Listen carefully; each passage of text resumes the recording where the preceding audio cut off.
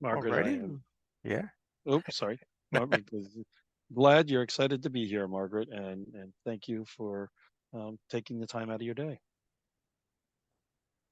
Alrighty. Well, welcome everybody. Thank you for joining us today. My name is Andrew Doffney. I'm the Instruction and Outreach Librarian at the New Jersey State Library. And it is my pleasure to welcome back Paul Sakala for another exciting presentation in the world of career and career advancement. Today we're going to talk about upskilling. So how do you develop your skills to get that job or that career that you're really looking for. So, and Paul's going to go into some fantastic resources and strategies for that. Paul is a certified global career development facilitator, work search author, and founder of Sakala Career Consultants. Since 1999, he has assisted over 3,000 job seekers, ranging from C-suite executives to college students.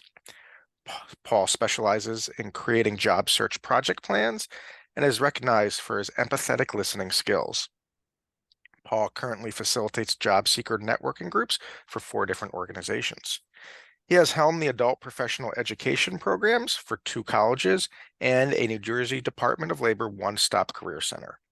Paul has his BS in psychology from Florida Institute of Technology. He has published a book and numerous articles on career coaching in a variety of publications. And we were just discussing that there'll be an upcoming book, his second book, that'll be talking about job searching and strategies for that as well. So welcome again, Paul. Thanks for being here. Great, thank you. You ready for me to take over, or you're gonna? Nope, not yet. Yeah. I just have a few housekeeping items to go over, and then we'll get underway. First and foremost, we will be taking your questions at the end of the presentation, but please feel free to submit them at any time using the Q&A or the chat features in the Zoom dashboard.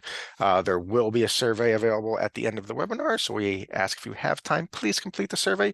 We greatly appreciate all the feedback that you can provide us.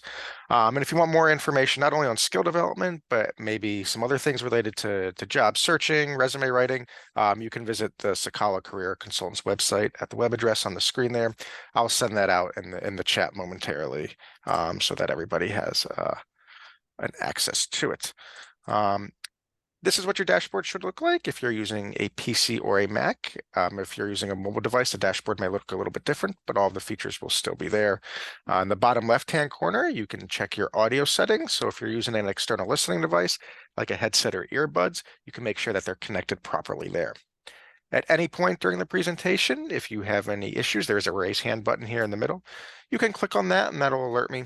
I will send you a message in Zoom and hopefully be able to resolve any problems that you are having. And as I mentioned before, if you have any questions, there is the Q&A and the chat buttons. Feel free to use either of them, and we'll be happy to address them. And this program is being recorded, and the link will be available on Monday. Unfortunately, I won't have time this afternoon to get it up like I normally do, but look out for an email from me, probably Monday afternoon, that'll have a link to the recording. So that is it, Paul. So I'm happy to turn it over to you. All right. Let's go ahead and share, and I'm gonna get my screen set up here in just a second. And while I'm doing that, something is a little strange. What's going on here? Are you seeing the slide deck? I'm seeing the PowerPoint application. Yeah. Okay. Okay. Oh, there we go. That's something else disappeared on me. And let's change that over. Oops. Okay. Sorry, folks. Just give me a moment here. I want to make sure I get a couple of things set up on my screen so I can see your questions and I can see the chat.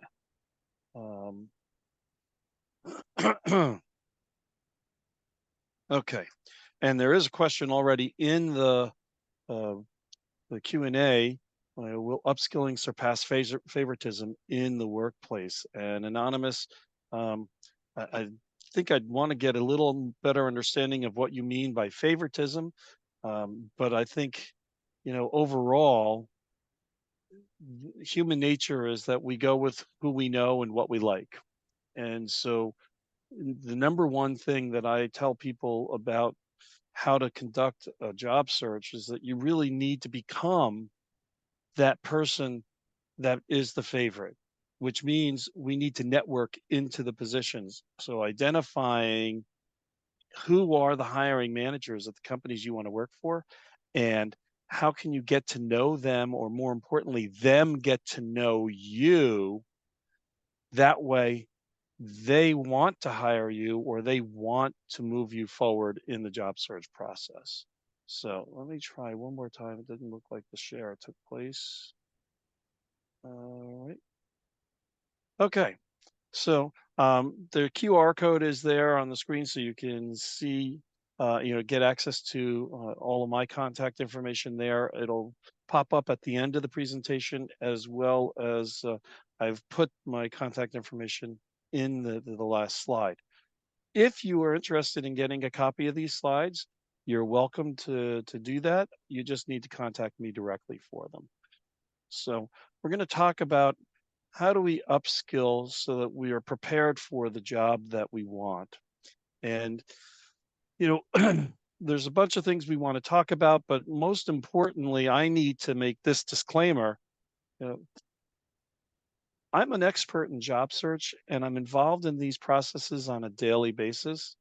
But the truth of the matter is, especially when we're talking governmental agencies, things change very, very quickly. And I may not have the exact perfect information based on your specific location and the government agency that you're going to be talking to. So just know that in general terms, everything we're talking about works, but you will need to talk to your local one-stop career center to get specific information for that location. So why do we need to upskill? And one of the things that's becoming a trend, believe it or not, more and more companies are accepting certifications, professional certifications, in lieu of a bachelor's degree. And especially if you have certifications along with experience, they're more than happy to look at that rather than the professional degree. Now, I don't want to tell you don't get a degree, because that's not true either. Especially when it comes to entry level positions, the it's not as necessary anymore to have a degree. The certifications work. But if you want to get promoted within that company, you'll likely need to have a degree in order to get into a management role. So it's important to still go get the degree, but not maybe right away.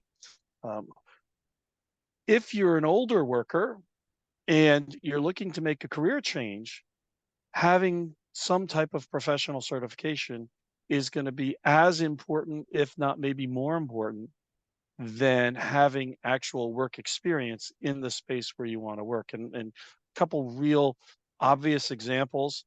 I've worked with 4 or 5 folks who are software developers in the last year, and they may have worked on legacy software. If you're familiar with it, things like COBOL or Fortran, God forbid, um, older software, older programming languages that are really not used anymore or very rarely used. They went and got a certification in Python or R, which are some of the newer languages. And with that certification, in combination with their work experience, then they were able to get a new job in a space that was more interesting and exciting to them. So employers are hiring people today who have the specific skill sets that they need for this project or this activity. We've seen a lot in the last 5 years or so about the gig economy, and that is becoming more and more prevalent within the workforce. Employers hire you when you have the skills they need to do the job they have today. But tomorrow, when they need someone with different skills, if you can't provide those skills, they're going to hire somebody who does have those skills. And that's what's leading a lot of people to this feeling, in truth, of no loyalty from employers. So expect that you are going to be doing a lot of job changing over the course of your career. There's kind of one real exception to those who do job changing, and that is those people who are in a union or in a union shop, whether or not you're a member of the union or whether or not you're a member of the part of the organization that's unionized, people in those roles tend to stay in those roles much longer, tend to get promoted much easier without having to deal with a lot of job change. But those of us, which is the majority of the workforce today, who are not in a union space, we can expect that we will need a new job every 2 years and a new career every 10 years, which means we also then need to be lifelong learners, constantly getting new skills so that when it's time for that new job, we have the skills needed for it. And all of that kind of gets to this question of what value do you bring to your employer? Always be thinking about, am I providing the value that my employer needs? And if not, what value do they need? And how can I go get that value? And that's what the upskilling is all about. So, do we have any questions at the moment? Doesn't look like I see anything in there just yet. So we'll go ahead. So there are a couple of different ways we can go about getting this training. You can either just take a course and just be able to show proof of that course, whether it's a transcript or a badge on your LinkedIn profile or whatever it may be, but you can take a course. We can go and get a certificate. Typically, certificates would be a certificate of completion.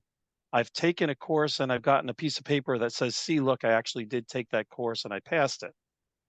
Certifications generally are where an independent professional body administers some type of an exam that you pass to prove you have the knowledge necessary to perform that type of work. A lot of people are familiar with Project Management Institute's project management professional. The American Society, I'm sorry, the Association of Supply Chain Management has a variety of certifications. The Society for Human Resources Management offers several for human resources professionals. Identify what profession you're in and who is the professional organization for that profession. And I guarantee you, you'll find a certification that you can get that would be a third party saying, we validate that this person has a minimum set of knowledge and a minimum understanding of the role.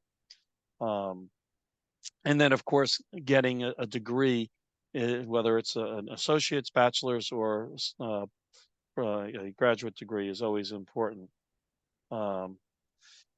So what we're going to look at today is some of the places we can go to get those types of training and ways to fund the cost of that training. So some of the resources, that are available, Coursera, edX, and LinkedIn Learning or Lynda Learning. Those are available to pretty much anyone. Coursera and edX, the courses oftentimes are free, but if you want to get the proof documentation of completion, you then have to pay for it. So what happens many times is a university or a college, some kind of known educational institution, will post one of their video or remote learning courses online through that organization. The course is available to you. Now, I want to be able to show proof that I took this course and that I passed it. Then through Coursera or through edX, I make a payment to the educational institution, and they will then draw up the certification or the certificate and provide it to you. LinkedIn Learning, you do those same things, but when you finish, LinkedIn provides you with the proof document in the form of an electronic certificate and what they call a badge that you can then post onto your LinkedIn profile. And that is a way to show proof that you took it. OJT we'll talk a little bit more about. Specifically, it stands for on-the-job training, and that's a government-funded program where they will pay you to go work, or actually they pay the employer a part of your salary for that employer to train you. That's, certifications represented here and degrees are represented here. Okay. So the primary funding source is the New Jersey Department of Labor and Workforce Development. And their primary funding source through the US Department of Labor comes from the Workforce Innovation and Opportunity Act. Now, that act can have a variety of different forms of payment, but also the various agencies within the national government will offer funding to the state to pay for training. And so these are some of the other types of grants that are available. And again, these change, year by year based on what's going on in the world. During COVID, there were 2 or 3 that were specific grants designed to assist people displaced by COVID. So they'll change depending on what's going on. But the bottom line is the Department of Labor and Workforce Development has funding available to help pay for the cost of your training. And if you're unemployed in the state of New Jersey, they will pay up to $4,000 towards a training program. Now, I need to be pretty clear about how this works, and it's very convoluted and complicated. So I'm going to again give you that disclaimer. Go to your local one-stop career center to get the specific details for your county and how this program works. One of the requirements is you have to be a New Jersey resident. Another is that you need to be unemployed, not just at the time that you apply for the program for both the funding and the training, which are 2 separate application processes, but you also have to be unemployed on the first day of the training program. And something that I don't have on the slide, but is kind of implied here, the funding for the training needs to be approved by the Department of Labor prior to you starting the training program. So if you're already in training today, you cannot get that program funded through these programs. They will only fund training that they approve prior to the training starting. You're going to need to show proof that you're legally eligible to work in the United States. There are a bunch of other unemployment specifications, and this is a real kicker for especially millennials and Gen Z. If you have not registered for the U.S. Selective Service, you are ineligible for these programs. And usually you would register when you turn 18, and in most cases, your high school would help you with that during your senior year. So if you have not already registered, you want to make sure you check on getting that taken care of so that you can get access to these funding. Now, I said it is up to $4,000. It's for one training program every roughly 5 years. Again, that 5-year time frame will change from time to time, depending on what's going on in the world. Using COVID as the example one more time.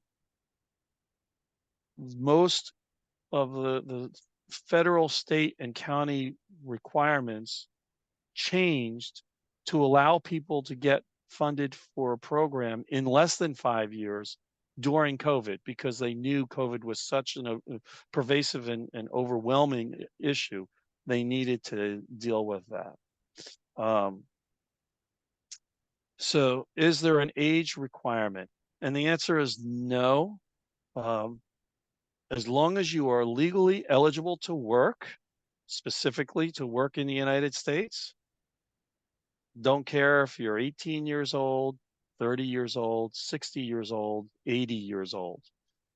You just need to show proof that you're eligible to work and proof that this training is what is preventing you from getting a job. So those are kind of the 2 big pieces of proof that make it difficult to know whether or not you qualify. And that's why you need to go talk. One of the reasons why you need to go talk with your local one-stop career center. The other thing that I wanted to just mention quickly about this $4,000 is that many of the training programs that are eligible for this funding will cost less than $4,000, but you only get funded for one program. So for example, when I worked at the Morris County office for a couple of years, I had several people come to me saying, well, I want to go get Microsoft Word trained. And the program only costs $400. And I said, well, you can do that, but understand you're leaving $3,600 on the table that you can't use now. And you're not going to be able to get another training program for 5 years. So is just taking Microsoft Word the best use of your time, your resources, and the skills you need? And so we need to look at those things before we decide what training program we're going to go after. So let's take a look at some of them. Metrics Learning is a free training program that the state pays for so that anyone in the state of New Jersey can take that program, take their programs at no cost. So you got the website right there. Again, you can get all of these when you get the slides. It's a simple process to create a login. And then once you log in, you'll get access to the catalog. And their catalog is pretty extensive. Recognize, though, that because it's online training, anything that would require a lab or a hands-on function to learn, not going to be able to necessarily do it here. So, for example, home health aides and certified nurses assistants and other entry-level medical programs are very popular. We can do a lot of the book learning online, and many of the qualified training programs will do that. But then they'll have you come to the training facility to do the lab work, to actually physically learn how to lift someone out of bed and into a wheelchair, or out of a wheelchair and into bed, or how to, inject somebody or draw blood, or whatever those skills may be. For plumbers, again, same idea. You can do a lot of the book learning online. You're still going to have to go to a classroom to actually learn how to weld and sweat pipes and do the activities that a plumber would do. So we can get some of the skills online. We can get some of them in person. Metrics Learning is really only going to be online skills based. So they won't even necessarily have a plumbing program because you can't learn how to do that online. It is free though, and that's the big thing, is that it is free. And when you complete the course, you will get a certificate of completion. And in some instances, you may get a certification that proves you've qualified for that program. So very much worth it. I have not seen where they're confirming that you're unemployed at the time that you take this training. So, you could potentially go and do that now if you wanted to, even if you're employed. Metrics Learning. It's a great organization and great program. And there's the website for it, nj.metricslearning.com. The Department of Labor's website, where you can learn about all of the training options, is this website. And it's really not very intuitive. So go ahead and take this down, and it'll explain the programs in this website. And then you'll need to dig deeper to learn more about it. So for example, they do have, and I'll show you a slide of that in a moment, a little bit of information about the on-the-job training program. There's actually apprenticeship training programs.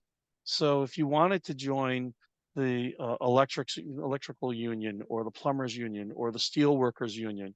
You could potentially get apprenticeship programs for them and others, and the state will help pay for some of those things. So this is a great website to get access to.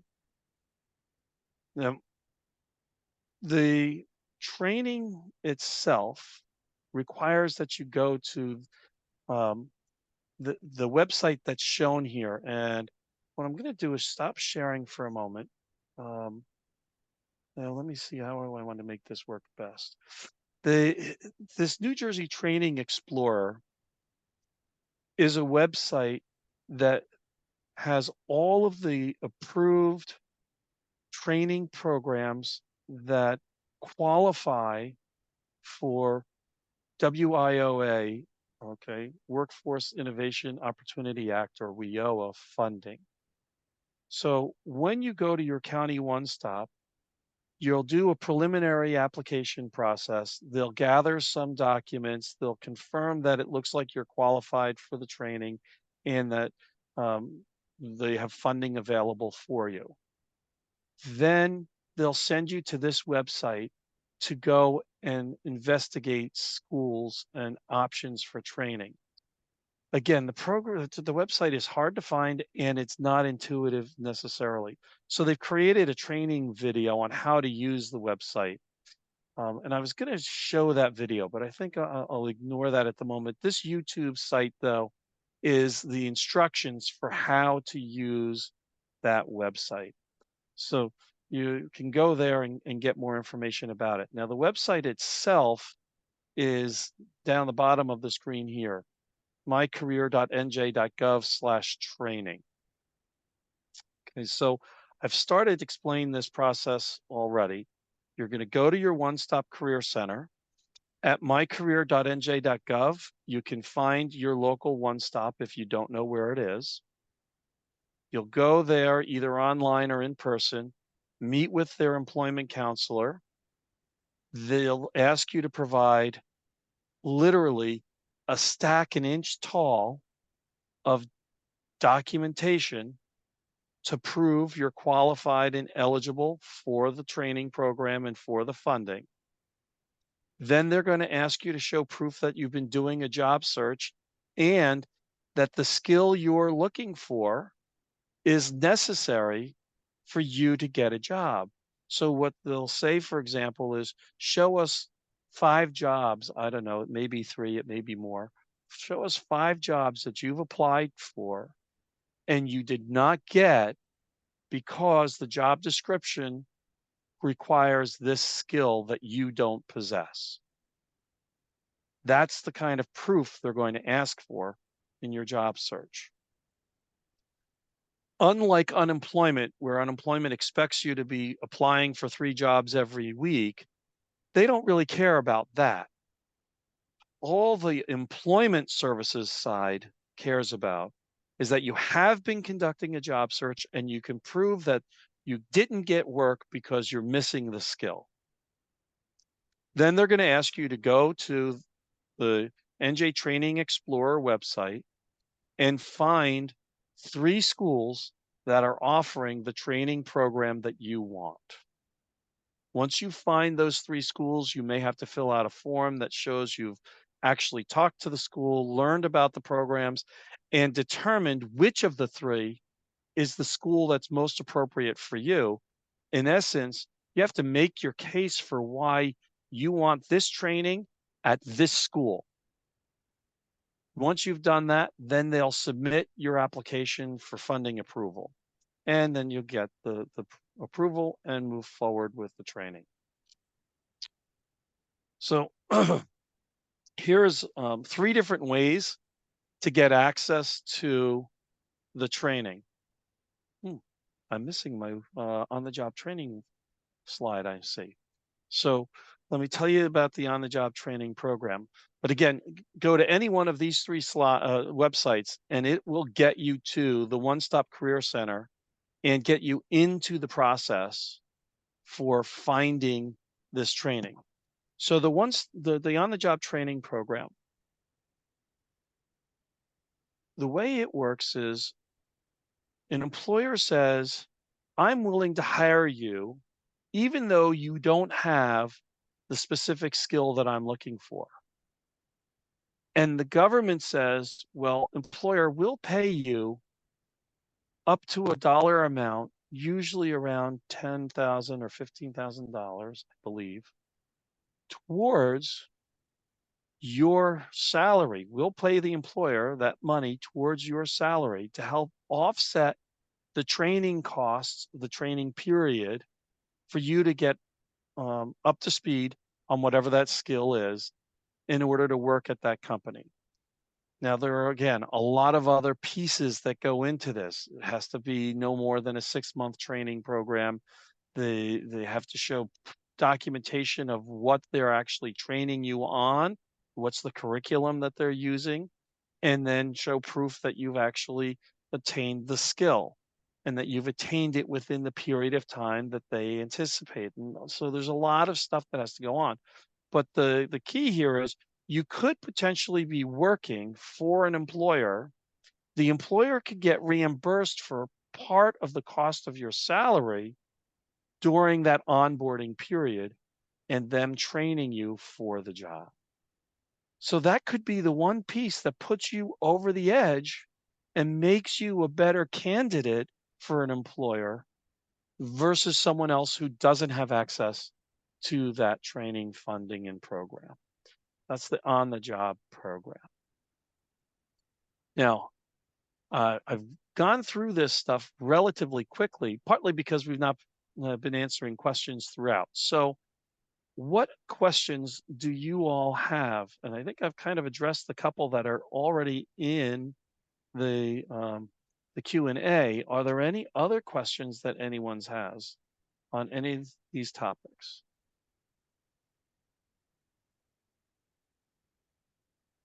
To kind of recap some of the things that I think are most important while you're typing, if there are questions. So that number one, in order to be successful in our future careers, we will need to continue to get training and skill up on new things so that we can remain employed. Number two, when you're unemployed, the state has funding available and programs available to help pay for the cost of that training so that you can get reemployed. And one of the things I did not go into at all, because it's a whole separate program that involves a whole lot of other stuff, but there is a way where the unemployment services will extend your unemployment insurance payments during the period of time that you're in school, if it's necessary to get you through the end of school and trained in order to get a job. Now, I will go a little bit deeper into that real quick and just say, look, if you're at the end of your unemployment already, it's too late. And the school has to be a minimum of 20 hours of documented training time every week that the unemployment insurance is paying you for those extended benefits beyond your initial 6 months. So it's not an easy program to get access to, and it's not a program that you can count on or depend on, but it's a possibility that you want to maybe look into. Other questions? Do you have a preference or a preferred program or resource that you direct people to? So it's a great question, Andrew. I think that, look, we all pay into the unemployment system through our taxes. So we should take advantage of those opportunities and services that are available to us from the taxes that we've paid into the system. I have personally used the $4,000 training program. I have administered that when I worked at the Morris County One Stop. I think taking advantage of that program is really a great way of getting new skills. Yeah, you got to deal with the crap of the government red tape, but who cares? You're getting free training. So I would definitely encourage that. Now, if you want to learn or refresh some, say, project management skills, or maybe some leadership skills or communication skills, then something like metrics learning is great because you can go and take a quick course or a class. It's at no cost, and you get proof document that you've done it. So I probably would lend or tend towards those, but all of them are equally good and valuable in terms of the quality of the training you're going to get and the knowledge that you'll have when you complete the training. Hope that answers well enough. We've had two questions come in that are very similar. Are there particular training programs that focus on helping older job seekers, for example, ages 50 plus? And there's another one that says, I'm nearing retirement in about 8 years. Is there a website that I can, or place I can go to take an assessment for suggestions on recommended courses to upskill and advance my career? So both kind of dealing with older Yeah. individuals. Yeah. So I am not specifically aware of any particular website that's going to speak specifically to the older men or uh, employee. But let me talk about late stage careers in this way. One of the biggest problems that we see that is traditionally called ageism, um, and discrimination by ageism is because the employee or the candidate is not presenting themselves in a very updated way.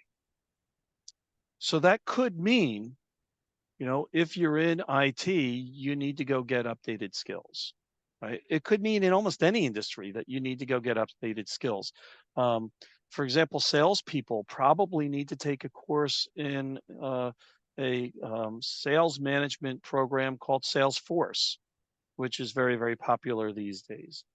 Uh, if you're, uh, the point is, whatever field you're in, what is the latest, greatest technology that's being used in that field? If you are not current in that technology and can't show the employer that you use that technology, then you want to go get trained on that. Right. And frankly, it could be I need to get trained on how to make the best use of my phone. Right. But when I'm in job search, I want to make sure I'm showing the employers that I am using technology as a part of my job search. Um, Another perspective, and I'll give you an example of a gentleman that I was working with. Granted, it was about 10 or 12 years ago, but he had recently been laid off from uh, Bell Labs or whatever the current iteration of that was. And um, he came to this job seeker networking group that I facilitate. He's 63, 64 years old, and he looked like Einstein. The hair was just kind of everywhere, disheveled, turning white. He had the pocket protector in a dress shirt that was threadbare. It was so old.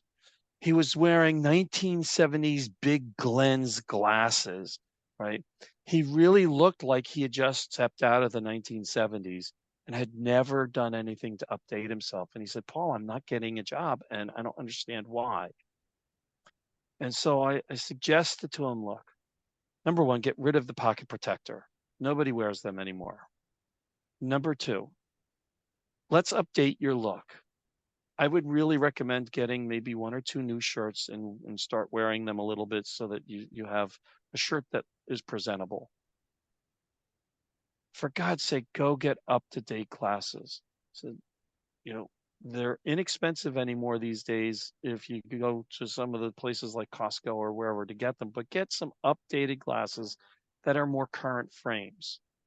And go to your hairstylist and ask them to give you an updated hairstyle. Now, I don't recommend people, especially men, necessarily color their hair. But he chose not to do it, and I was glad he didn't. But he did get his hairstylist to give him an up-to-date look. Came back to the group 3 weeks later with all of these changes, and it literally took 20 years off of his life. He looked 20 years younger. And that look matched the energy level that he presented in the group and in interviews. Once he did that, within a month, he was employed. So I hate some of those kinds of things as recommendations because that is, blatant discrimination. But as you say, Michelle, it works. So show use of technology, have an updated look, and that'll go a long way to helping you. And then if you have the right skills, right, and you need to define, I can't say, go to get this skill, that skill is going to be the one that's going to get you a job. You need to look at your background, compare your resume, your background to the job descriptions that you're applying for, and ask, what's missing? And that's the training you need to go get. I hope that wasn't too long-winded an answer. So just to give you some sense, I do facilitate several job seeker networking and accountability groups. Professional support group of Morris County, really anyone is welcome to come to it. It's Zoom based, and it's every Wednesday morning at 9:30. It's a speakers program. So someone like me will be the presenter for that week. They'll come and do a presentation on a topic related to job search. And then you'll also have an opportunity to network during the group. These other four are strategic peer groups. And in these situations, what happens is whoever is on the call, and it's usually limited to 8 to 12 people, whoever's on the call will get about 10 minutes where they are the focus of the time. And you'll give us your update on your job search, your 30-second introduction, and you'll pose a question to us. What is the biggest challenge you have in your job search today? And then the remainder of your 10 minutes time, because that should only take maybe about 2 minutes, the remainder of your time is spent with the group brainstorming, how do we resolve that challenge for you? So the Yojo Club is specifically designed for people who are under 30 years old. Outstanding Careers Group is specifically designed for people in the LGBTQ community. But Executives in Job Transition is for anyone and everyone.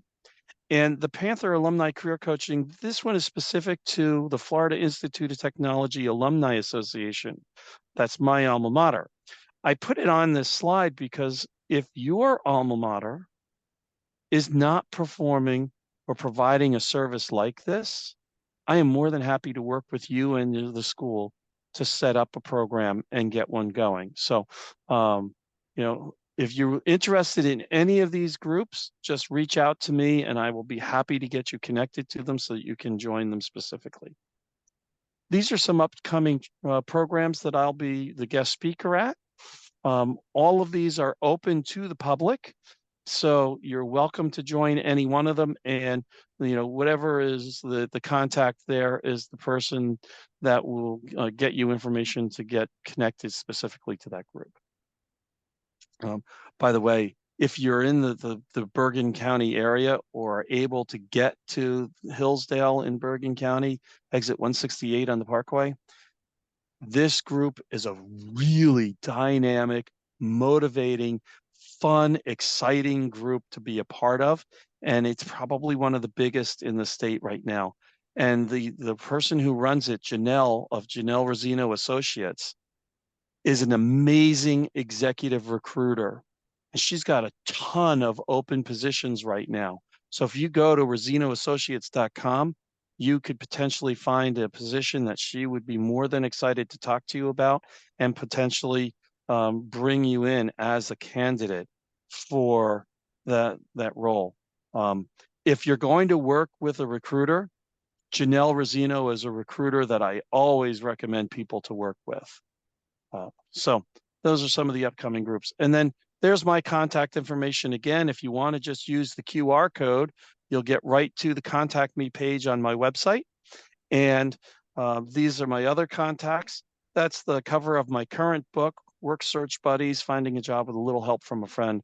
My next book is going to come out sometime in January, and it's called Take Control of Your Job Search, All the Tools You Need to Conduct a Successful Job Search. And it's filled with about 20, 25 worksheets that if you go through them in succession, you will have everything you need to do in order to be successful and get your next job. So thank you for having me again, Andrew. This is the fourth this year of these webinars that I've done, and I love always doing them. And I look forward to anybody who wants connecting with me and reaching out if you want the slides. Thank you. Thanks, Paul. We had another question come in, if you don't mind Yeah, addressing it. absolutely. I personally do not use social media. Should I reconsider this stance when conducting a job search as an older worker? I love you. Yes. Okay. 99% of people who are in job search need to be on LinkedIn.com. Now, there's a small percentage, maybe 95%, but there's a small percentage of people that probably should be on a different website or social media site other than LinkedIn. But LinkedIn is the site that almost all professionals need to be on in order to be found. And who's going to be looking for you there? Not only are hiring managers, HR professionals, corporations directly looking on LinkedIn and searching LinkedIn to find potential candidates, but almost every single recruiter in the world is using LinkedIn to source potential candidates for the positions that they are filling. So you really do need to be on LinkedIn. And you don't just need to be on LinkedIn. There are some very specific things you need to do with LinkedIn. So, Michelle, I totally empathize with you.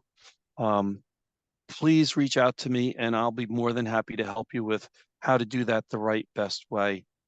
And by the way, just so everyone knows, though, career coaching is my profession. It is how I make a living. I always offer to everyone one session at no cost for you and I to get to know each other, figure out what your needs are, and to help you get your jump start on your career. Also, anytime you have a quick question, 10, 15-minute response, I'm happy to answer those at no cost as well. Whether or not you're a client of mine, I'd rather you get the answer to your question and move your job search forward than sit there, fumbling and not being successful. So please feel free to reach out to me. All right. Thank you so much, Paul. And thank you everybody for attending today. A recording of this will be available. I won't be able to get to it till Monday. So Monday afternoon, look for an email from me that'll have a link to the recording. So Paul, again, thank you so much. Thank you for everybody attending. And everybody be safe, be well, and enjoy the holiday season. Thanks all. Bye.